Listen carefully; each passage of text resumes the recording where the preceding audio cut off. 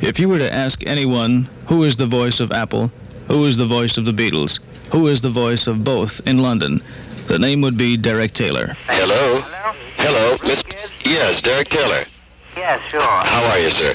I'm fine. Now listen, I'll tell you, McCartney is alive. What do you have to do to prove he's alive, apart from be alive? I think if we could talk to Paul, and if he could dispel it, that would be the greatest thing that could happen around this town. Well, it'd certainly be great to have a tape of Paul saying he's not dead, but it gets very grotesque. If people don't believe that the man who married Linda, or that the man who sang Maxwell's Silver Hammer, or the man who's on the photograph on the Abbey Road cover is Paul, who's going to believe that his voice on the air is Paul? Right, because we have a spokesman from Apple, Derek, saying that they have a girl who can imitate his voice out of the American office.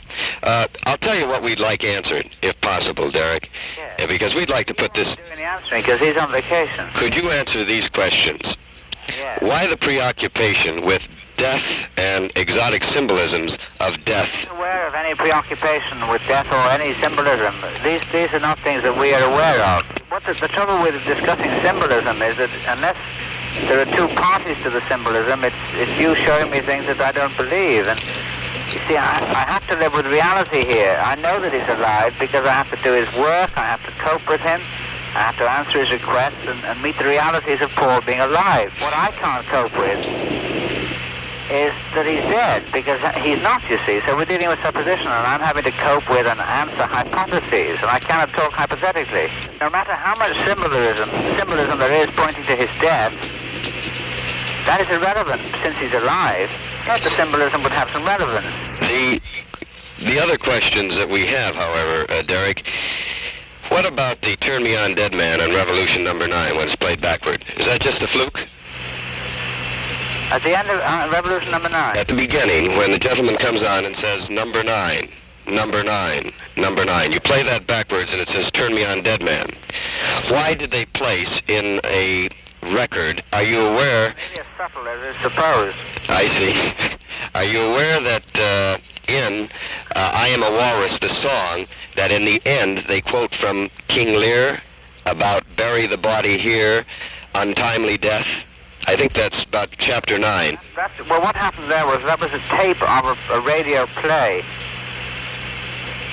They taped British radio. They taped radio stations in England, various radio stations for that medley at the end of I Am the Walrus. And there is that portion from King Lear. But most of that sort of thing is haphazard, you know. Symbolism, which is not really in it. I see. On Revolution number 9, there's an accident. They talk about an accident on the B track. They talk about hitting a light pole and going to a surgeon. Are you familiar with that one? Yes, I am, but it has no meaning, it has no relevance. Why would, you know, most of these things are just done on the spur of the moment. Well, what about the fact that on the Abbey album, why do they have everybody dressed up as they do? They're all in step except Paul, and Paul's out of step and barefooted. Suppose I tell you he's alive. Where does that leave us? That leaves us to the fact that I think that you are an honest man. I've never heard otherwise. But I also think that the Beatles are very clever men. I think that John particularly. They're not nearly as clever as that. You don't believe so? Not nearly as clever as you suppose. What about the Paul spelled out on the Sgt. Pepper's album, the guitar in flowers? That's apparently there's a left-handed guitar there. Yes. On the grave. Yes, it is a grave. A letter from a man in Indiana today who says that he's had no intelligence response from Apple because we are clearly dense in that we cannot see the symbolism. We'll live with that. We'll live with that description of dense. We cannot see the symbolism because there is none. Because we live far more spontaneously than anyone supposes. What you have here are four Beatles acting their lives out in a spontaneous way and having read into that acting out something which isn't there. Something that happens in England. Okay. Every time a royal baby is born, there's a period of something like 2 to 3 months before there are any photographs issued. In the intervening period, after the royal baby is born, rumors abound that the baby is deformed, and they're finding a substitute before they release the royal photographs. This is a continuing rumor. It happens every time there's a royal baby. The babies are spastic, the babies are Mongol, the babies died. You know, so we're familiar with this sort of thing. There are many things that can always point, you know. There's many symbols, many things you can read. Many numerologists will find things. Weather forecasters will find things. But it's not there. Was there a contest held for a double for Paul a couple of years ago? No, we never ran anything like that. Magazines do. 16 magazine found a double in Keith Allison. Up to this one was the fact that Paul had been married in Seattle. That was 1966 rumor. Now that he's married and got a baby, rumors are thin on the ground. So here's a death rumor. Was it true that they used to call as a nickname? And Derek, I'm asking these out of hoping to put this thing to rest, not out of insult or... I know you are, Russ. I know you are. Because that's not where my head's at, man. I know that. What about Cold Turkey? That's a John Lennon song. Right. On the Plastic Ono band. And they keep hollering out Paul on it. No. He's not in the lyrics.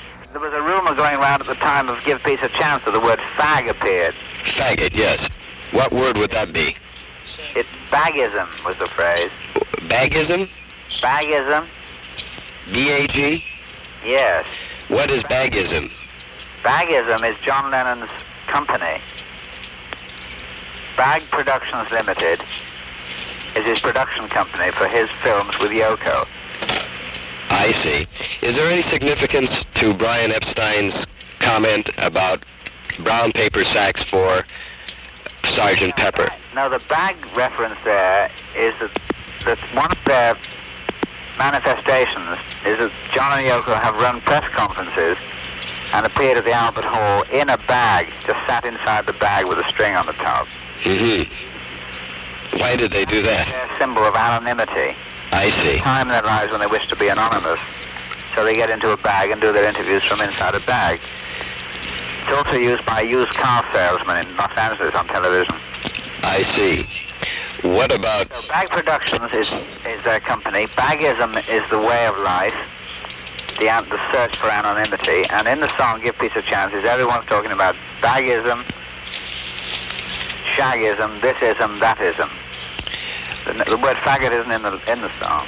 What about the Brian Epstein's comment about brown paper sacks for the Sgt. Pepper album? Yeah, that's what he wanted. He didn't want an ornate album. He wanted the brown paper bag to be the album. How come they changed the album covers on the Yesterday and Today? Well, that was they didn't change it. It was a commercial enterprise in which Capitol said that they couldn't sell the album when it had that cover on with a butcher's thing. So they overlaid it with another cover, as you know. Right, and they put inside a box Paul McCartney. Yeah, inside the yes, true enough, in the packing case. Right, that's where the doll was in the original cover. Right. It's coincidental, unless they're there somewhere deep down there's a death wish. I don't know. That could be so. What about the picture on Magical Mystery Tour where they talk about clues? Do you recall that? Yes. Who's Billy Shears? Billy Shears is an invented name. I see. Is there a telephone number hidden in that album? No. What about the photograph of them all dressed in white tuxedos? They all have red roses. Paul's got a black carnation. I see. And a bouquet in his hands. Right. Why was that? Spontaneity again. No meaning. No meaning, except that all this may tell you something about McCartney's desire not to conform. Yes, I think that's it. I agree. But his non-conformity takes a visual form rather than an active one. In other words, he's less likely to conform on photographs, but he's more likely to conform in his everyday life. Yes, sir. Say, John. What about the Abbey Road album? There's a police van or hearse parked down there. Was that just coincidence? Well, sure, that would be nothing. That would just be there on the road. It can happen in any environment. And there's a Volkswagen parked there with the license plate IF28. Would not Paul be about 28? No, we're getting very bizarre now. These are questions that the kids are asking. Yeah. Listen, when the human race is having to confront itself at the point that we got to now, 1969, anything can happen, any question can be asked. The more irrelevant it is to the main issue, the better. Cop out. Listen, don't worry about their questions. It's all coincidence. Paul McCartney isn't dead, and the only proof we have that he's alive at this point is that he is. You don't have to do any more than that to prove you're alive, except be alive. You don't have to produce yourself, you don't have to appear on television or speak, or even make a statement. You just have to be alive to make the point, if only to yourself. If people don't wish to be convinced, no amount of denial from Apple will make any difference. But the fact of the matter is that Paul McCartney is alive and well and living in St. John's Wood with his wife and their 2 children. Beyond that, we really can't emphasize it any further. Once there was a way